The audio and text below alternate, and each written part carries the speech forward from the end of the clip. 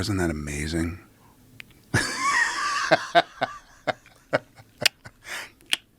Yeah. It's amazing they got paid so much money for that. 25 million and 40 million? I think 20 and 40. Yeah, 20 and I think that's 40. what I'd heard. You know, which I'm happy Mike got the money, and I'm happy that he didn't get hurt. That was my fear, that it was going to be a real fight and he was going to get hurt. You've known him for a long time. I've known him for a long time. I love that dude. Me too. And he was a larger than life figure in my childhood. Truly, me when too. I was a kid, when he was the champ, it was like people don't understand what a champ he was. Like Yeah.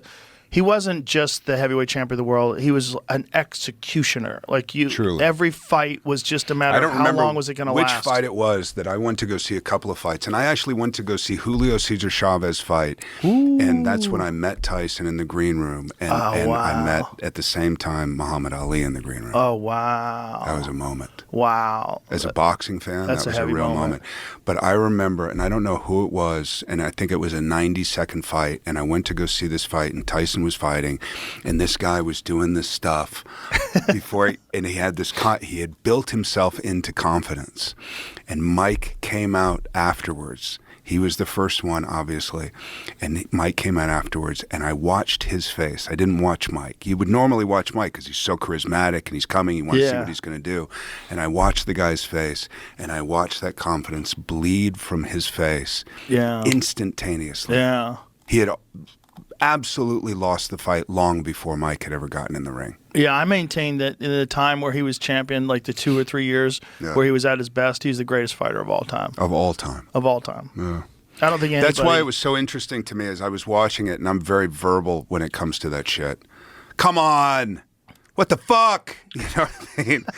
And he's still quick. Oh, yeah. He's still quick. He's still very quick. And he would do But, you know, these Mike things. had, he was walking with a cane just like a year and a half ago. Yeah, but he was really out He of had shape. bad sciatica. Bad sciatica. Yeah. Oh, I didn't know that. Yeah, real bad. You know, it wasn't that long ago that he was, I mean, when I first met him, he was very, very heavy. He was not working out at all. And I asked him, how come you don't work out? He goes, I don't want to ignite my ego. That's He what he goes, said. I don't want to ignite the gods of war. The gods of war. Yeah. And then the second time he came in was when he was preparing for the Roy Jones Jr. fight. Came in here? Yeah, and he was a totally different human being. He was fucking jacked and in shape, and he looked super intense. Yeah. And he was just like ready to go, and it was terrifying. It was like, and Jamie. Wait, when was this? A few years ago, 4 years ago, 4 years ago.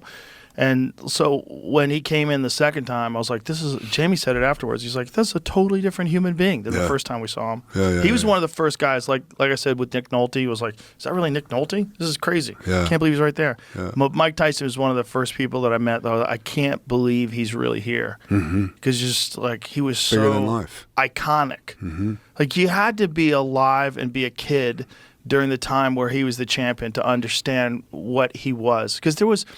After Muhammad Ali, Larry Holmes, who was a great fighter, but no one liked him because he beat up Muhammad Ali. So people always just wanted him to Yeah, but lose. is that the only reason? There's just a certain air of somebody, and they come along once in a great while. Yes, but Larry Holmes never got his due. Yeah. He was an amazing fighter. Amazing fighter, but still. But when he retired, then there was just like a series of boring champions. Like no one cared about the heavyweight division at all. Yeah. No one cared. Yeah. And then the cover of Sports Illustrated, I have it framed in my office at home.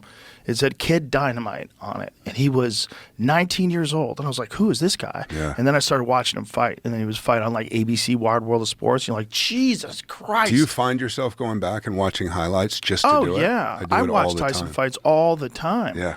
Yeah. I just watched this fight with Frank Bruno just a couple of days ago. Frank Bruno. Oh, my God. Tyson was something I just don't think you can maintain that. You can only do that for a few years. The only fights that never worked out with do you remember the fight with him and Bone Crusher Smith? Oh, yeah. Yeah. Not a great fight. No, wasn't the best fight. Because Bone Crusher Smith was not a great fighter. Well, he was a good fighter. He's just but not a great fighter. Tough guy. Yeah. But, brutal knockout puncher. It just wasn't at Mike's level. Yeah. Mike was at a level that no one was at. It was an insane combination of discipline, talent, incredible coaching, psychology. Yeah. When he was 13 years old, he was adopted by a guy, No, I know. who was a Customato. hypnotist. Oh, I know. Cuss used to hypnotize him. Oh, I didn't know that. Yeah, he hypnotized him by the time he was 13. And he... Into being the greatest fighter? the greatest fighter.